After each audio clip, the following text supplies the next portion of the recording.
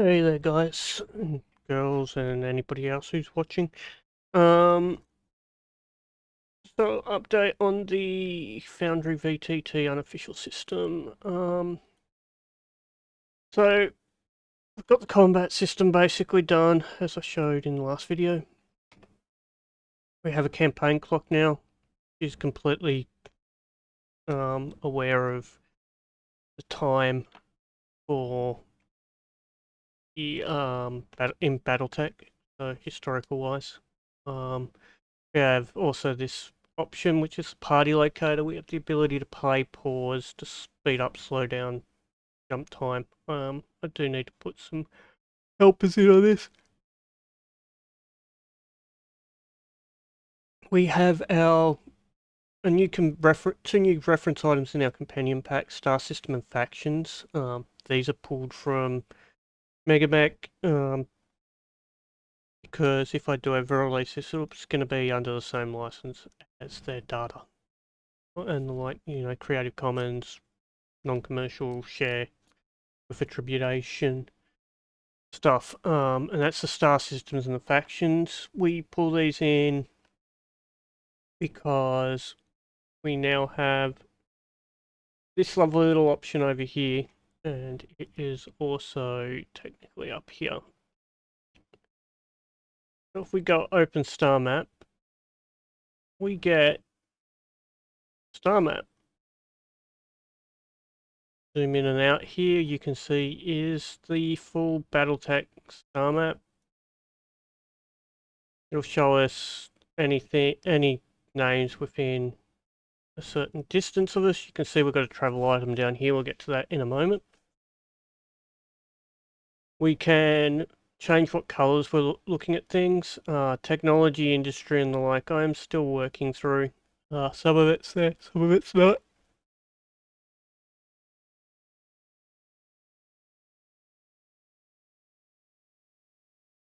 But population and the like basically is. The recharge stations are. These show by little arrows above and beyond below. We can go borders and we can show all factions, or for example, if we just wanted to see the Free Worlds League border, see that. You can see the capitals are all marked. There is some overlap with this because these show the border zones, obviously. BattleTech, we all know, are disputed zones. We have some options down here, so we can hide empty star systems, which hides things like all the abandoned star systems and the like down here. We can display the hyperpulse generator network, a little bit like how Megamech does it, only slightly different because we show A links as thicker lines, B links as thinner lines, then the Pony Express and the like. So if we come up over here, we start getting thicker and thinner lines depending on what level of Pony Express it is. So that's the main part of this map, right? Like, yep, okay, this map of the Innosphere. Well, if we right click, we can go view system, and we can see the system data. You can see currently that the party is actually in here, dropship just here. Where the recharge stations are, we can go see information, pull up the information on Terra and the like. We can click through, see where each item here is, things like that. But we can also travel. And that's the primary reason I did this, is because, you may need to travel as part of the game. You may not be on one world. And that's got a bit, in BattleTech, that takes time and things. So let's say we're going from here to New Avalon. I've done some tweaks to the New Avalon system because it wasn't matching what we should see, but as you saw there, I right click, set destination. The other option I can do is come in here. There's a tweak I did for this system, because if you pull the Megamech data, they've added all these extra planets in, right? Because the only canon one we know about is New Avalon. But the issue comes down to the distance at 1G to the Nada point didn't make sense, and the distances that they had from the primary star didn't make sense either. Because they've got under this Megamech data, New Avalon becomes the second planet in system. So I'm slowly going through tweaking my data to match, because again, I don't know if I'm going to release this with data or release it with a data pack converter or something like that. But we can also, it's neither here or there right now. We can come in, we want New Avalon, which is here. We want to set that as our destination. Here you go, save destination. You'll notice that this map's just refreshed. We look here, we can see the transit. We've got some options here as a GM. What's the KF jump skill? Is it a lithium fusion battery equipped jump ship, etc., etc.? It does some presumptions if it's lithium fusion that they're using the solar sail to charge one drive and the main engine / reactor to charge the batteries. But like, either way, doesn't really matter. We can go begin transit. So we have started transiting. One, if we go view system here, and if we come here and we're going to go play, going to zoom in here, and then we're going to speed time up a little bit here. If just to play nice. I need to fix the redraw on part of this. It's locking out when under certain redraw conditions.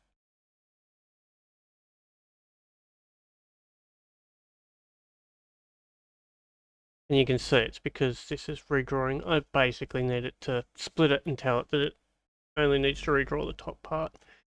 But as you can see at the moment, we are at here. We can see that we're traveling to the Nada point. Current travel time is 8 days, 14 minutes to, right? And this Nada point, Zenith point, and the like, these are the correct distances. 10.16 AU, which is spot on for Terra. We can also do some jumps here. We time skip a little bit here using shift and some of these. You can see we are traveling down towards the jump location. We could also come down here and go advance. Immediately advances our time. Immediately jumps us, so it's now showing that we are here. Doesn't update this map at the moment. We're now at full heart. We are recharging. We have an option here. We can fast charge if we want to. It's going to take 6 days to recharge the battery, so we could decide we want to fast charge. As GM, we could decide to bypass the recharge. You know, maybe they switch jump ships. You know, maybe they undocked, switch to a jump ship that's already charged, like on a command circuit or something like that. They've got that option in here. But if we're doing a fast charge, we get the option for setting how long the charge hours is going to be reduced to. So, you know, like maybe we're using 60 hours. you know, where that charging station stuff comes in handy. You can see here that Height doesn't have one. We don't have to. We can actually go use recharge station if present. But we can attempt a fast charge. And if we do this, right, we can see that we failed. And all of a sudden, our travel time is going to be back up to where it would have been pre and the like. Or at least it should have been. There may be a bug there because at the moment, again, you know, we can travel, arrive at next destination, travel, thing, or if we just want to skip travel completely, bang, we are transit complete at our